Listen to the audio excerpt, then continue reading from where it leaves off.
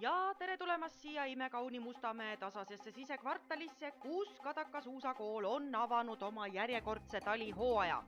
Meie noorsportlased on ennast üles rivistanud, treener kontrollib veel viimast varustust ja käib soojenduse tegemine, et olla valmis järgmiseks võistluseks.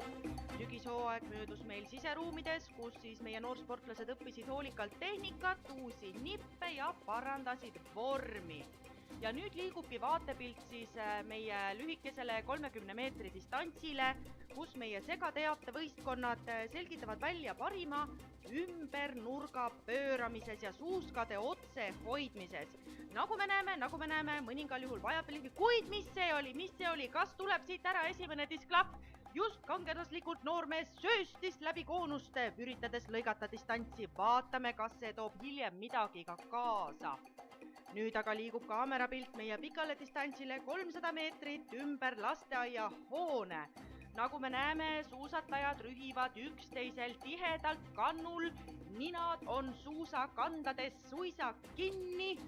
Näis, kudamoodi seal siis kas keegi hüppab kellegi tuulest välja või ei. Mida me näeme? Meie noorsportlane on takerdunud iseenesest suuskadesse. Sellega pidurdab ta oma kaasvõistlejat, kuid kasu lõikavad ka mõningad teised suusatajad, keda siis innustab nende treener edasi rühkima. Nii, tundub, et pusast on lahti saadud ja täiesti sirgetel suuskadel kätega hoogu andes liigutakse edasi. Tütarlaps sõhib kõige ees, kuid mis me näeme? Tüdrukud on maas! Mida toob see kaasa siis meie noorele meesportlasele? Näeme. Kas tõesti on täna natukene määrdega alt mindud, sest et kukkumisi on hämmastavalt palju? Tundub, et järgmine kord selleks ilmaks võib soovitada veidi rohkem pidamismääret.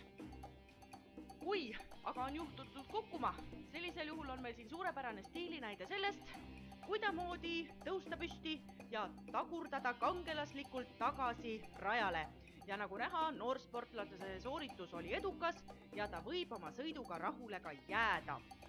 Ega midagi, oli hea päev siin Mustamäel Kadaka suusakoolis, oli kangelaslikke hetki, ehk kohati ka mõni muremõte, kuidas saada tagasi suuskadele ja rajale, oli võistlushetki ja palju põnevust.